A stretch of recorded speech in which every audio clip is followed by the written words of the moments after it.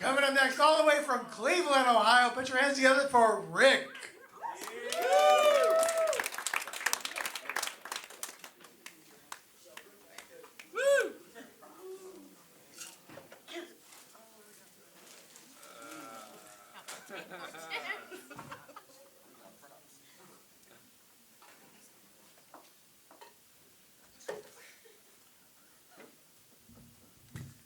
Yeah, I drove 7 hours to get here, so it wasn't for you guys. So I run the movie theater down in Elizabethtown, Kentucky, called Crown Point Theater. Anybody been there? Well, you should. It's the best theater in Louisville area. So I run a movie theater, so I like to call myself a PG comedian. If I get going, I might get up to PG-13, but even though there's an R in Rick, there's no R in my material. But tonight I'm feeling a little frisky, so I'm gonna do some PG-13 stuff. So yeah, it's about cussing. We all know the words, we all do it, but we know we shouldn't.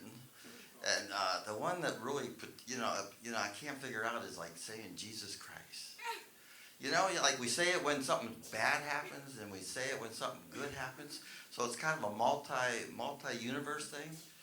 But I think we need to change it. Half the people in the world think he's God and he's their savior. So we shouldn't be using it. So in case he really is. So I think if you're a Democrat and something really bad happens to you, you just go, "Oh, Donald Trump." But it works both ways. If you're a Republican and something good happens, you can, "Oh yeah, Donald Trump." But what really gets me the most is the F word. We say, I want to have a effing good time. And that makes sense because, if you're effing, you should be having a good time, right? But if you're not, then you're doing it wrong. And I'm sure there's some women out there in the audience that probably feel like that's true. But I don't understand, I'm effed. If you're effed, you should be feeling good, right? But we use it when something bad happens to it. So I think that we should change it to, "I'm Donald."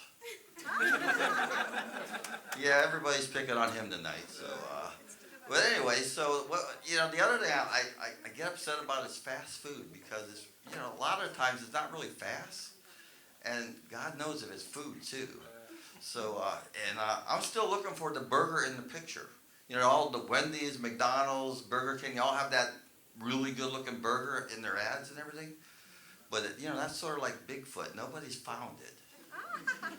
So you're all probably wondering what the bag of potato chips is for? Well, before I tell you, I have to ask you one question. Do you get a paycheck? Yes. Say something. Cheer, do something.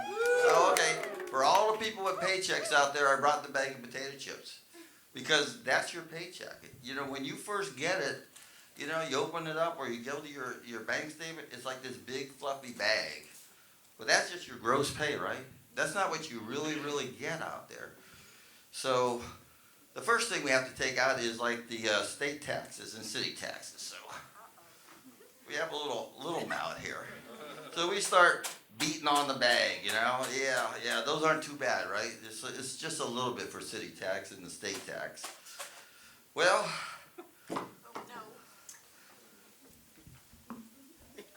next up is FICA, right? Everybody know what FICA stands for? It's not the F word. Yeah, FICA stands for the Federal Insurance Contributory Act. Well, that's just a fancy word the government invented and phrase. They should really call what it really is, taking your money. So the bag gets a little bit more crunched with the FICA. Well, what's the really big one, right? Federal income tax. The federal income tax, so that's the big one. So it gets crunched up really good. And if you're divorced, you got alimony, yeah, we got to take that out. What about child support? You got that kid till he's 18 to pay for, right? You shouldn't have done it. You didn't want to pay for it.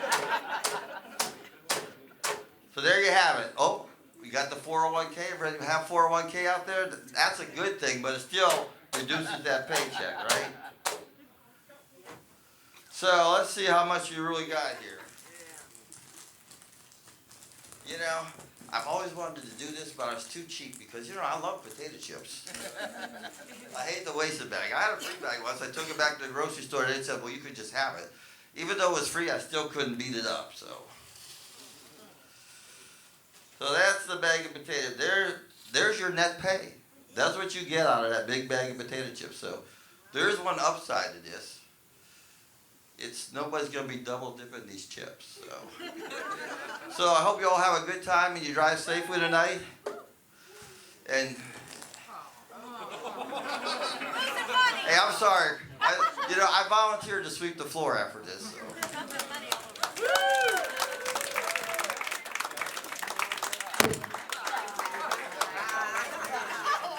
Keep it going for Rick. Rick, everybody. Rick brought 18 hammers and no brooms.